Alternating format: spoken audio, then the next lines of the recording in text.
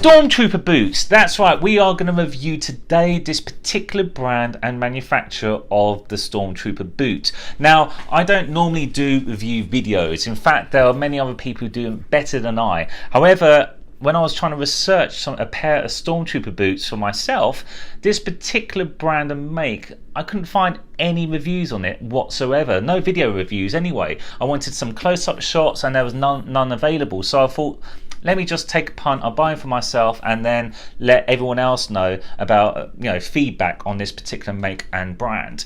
So anyway, give you a little bit of background. So I built my armor, I think about 2 years ago now, and it was eventually 501st approved, and I did that. I did what most people did. I wanted to go Canon, i.e. making sure that it's accurate to the film, and so I went out and bought myself a pair of Chelsea boots. Usually they're just always in black, and you've got to paint them yourselves, just like the movies. I even used leather paint, and it had a leather varnish as well. However, they will peel and they will chip over time. And when I say time, I mean just walking around in them a couple of times, they will start falling apart.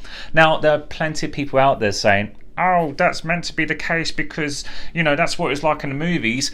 Oh, please, I roll my eyes when I hear that. Ultimately, if you want to be canon to the film like the way they did the armor back in the 1970s, then you'd wear black marigold gloves, those rubber gloves, and have your hands sweating all the time, and then patch your armor up with bits of gaffer tape and duct tape all over the place. Frankly, no. I love my armor looking pristine, fresh out of the box. It's a personal choice. So when I hear that, I'm just like, oh, come on, guys, let it go. Let me just make the best armor I possibly can, because it lets it down. Like, you look at this armor and it's perfect. It's white, it's beautiful, it's crisp. Even when it is so canon to the films, they look beautiful. And then you look at the feet and it just lets it down. So for me, I just threw them out and I just thought to myself, right, I want to get myself a pair of dyed leather Chelsea boots. Now, you don't often find a manufacturer of men's white boots out there, especially not Chelsea boots, and so I had to go and find a supplier of particular Stormtrooper boots. Now, there are two main ones out there which are based in America, and I've got notes down here because I've not got a great memory, but there's one called Imperial Boots and TK Boots. Now, they are fantastic. If you go on the forums, there are many reviews out there. In fact, the 501st seem to love them as well. They often get the thumbs up from the 501st if you make sure you got the correct armor as well. And so I was gonna get my boots from them. However, the cost is fine. So let's just see. The Imperial boots, when recording this video, was $74.90. That works out to be £58.76. TK boots was $84 and that's £65.90. So it's not that expensive whatsoever. It's actually fantastic.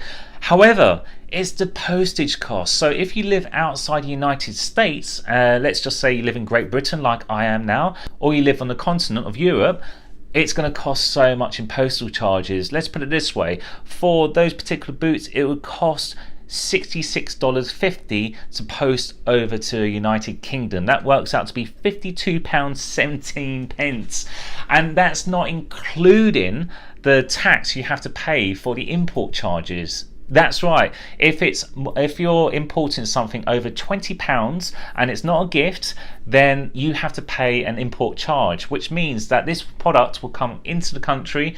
The post office will hold on to it. They'll post you a little slip and they'll say you have to pay this amount for us to release it to you.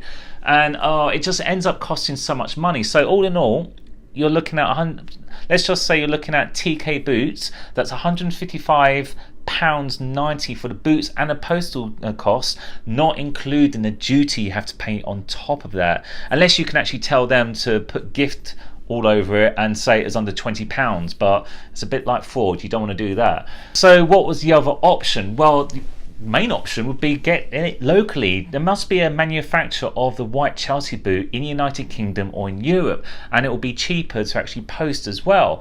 And I looked and to no avail. There's plenty of really bad copies of that particular boot. There were seams going across it, up it. It just was terrible. Even if you're not really into Star Wars, you can just, yeah, it's not quite right. It doesn't go with the uniform. However, I did find a manufacturer which is a little bit controversial. JediRobe. Now, if you're part of the 501st, or if you're a real big buff from Star Wars Stormtrooper outfits, you will go, oh no, not JediRobe. I know, for those who aren't really into it at the moment yet or haven't done their research, let me give you some background. JediRobe seems to have this reputation for not doing great armor. I don't know, that's not my opinion. It's something I've read everywhere. So I just always stayed away from JediRobe, and I thought to myself, however, they seem to be advertising some awesome boots. They've also got a shop on Etsy as well. Link is down below, by the way. I supply all the links to everything I'm talking about, and I thought to myself, okay, so I questioned the owners back and forth, because they do two different versions. They do fake leather and they do real leather. So the fake leather is obviously fake leather, and that's cheaper, so that's around about £59.99. However, the problem is with all fake leather, it will crack over time, and frankly I want something that will last, and also I want comfort. And so there was the other option, dyed white leather, which means that you're not going to get chipping. I mean, on the inside it's white, on the outside it's white, it's dyed. You're probably going to get some scuffs, but it's always going to look pristine so long you take care of them. Anyway, I'm going to show you some close-up shots and describe to you all the elements about this particular boot that I got today. Now we're going to zoom in on the Stormtrooper boot by JediRobe. Now, when I zoom in here, I'm going to focus on the leather, because for me that was what I was looking for in regards to a good Stormtrooper boot.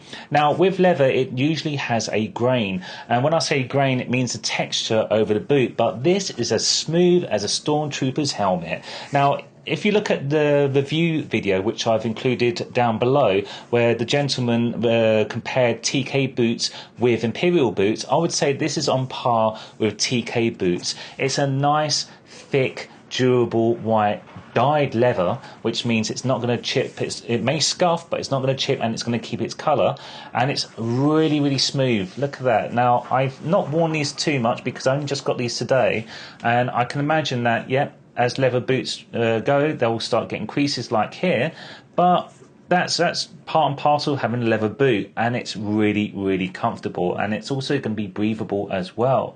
Now, talking about colour, the elastic is also very important. This is actual dyed white elastic, so if this was painted, if you stretch it like on my previous boots, you would see the black or whatever colour the elastic was shine through once it's stretched.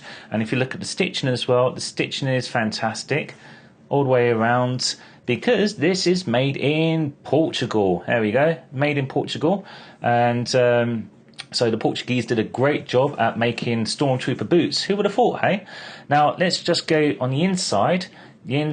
And as I said, this is leather, but it's also backed off with a nice absorbent material inside. So once you're trooping and you're getting sweaty feet, this will absorb that, and it does feel very, very nice.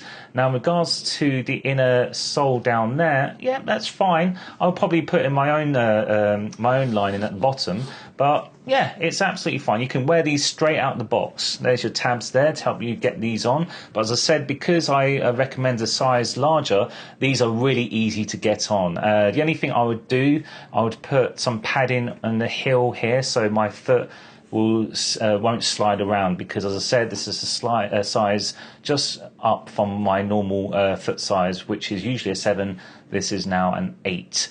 Now let's go on. I would say the other most important thing for all troopers is the sole. Now, referring back to that review video again with TK boots and Imperial boots, I would say this is again very much like TK boots. This is a nice thick rubber, and as you can see, there's some nice give to that as well, and it feels great. It feels rubberized as well. You are not going to slip anytime soon. It's nice and thick, and as you know, if you work in a job where you're always on your feet, or if you have trooped for hours on end, it is so important to make sure you've got a nice thick sole, because it's freezing if it's really, really thin and very uncomfortable. I think very much so that's Imperial boots. They've got a very thin sole to them, but this is nice nice and thick, so you are definitely going to be comfortable walking around in this. I've walked around in these today, just around my house, and I have to say they are more comfortable than my trainers. So that is the close-up to the JediRobe. That is the close-up to the JediRobe Imperial boot. So thank you so much for watching this video. I really hope this was helpful, because this is the only reason I'm doing it, because there was no material on this JediRobe version of the Stormtrooper boot. If you've got anything else to say, by all means add it to the comments below if you disagree, because I have to say this is a personal choice why I went with this and why I like these boots so much. Also, I've added all the links below to all the websites, to TK Boots, JediRobe, Imperial boots, and also that review video down below. Anyway, you take care and happy trooping. Move along, move along.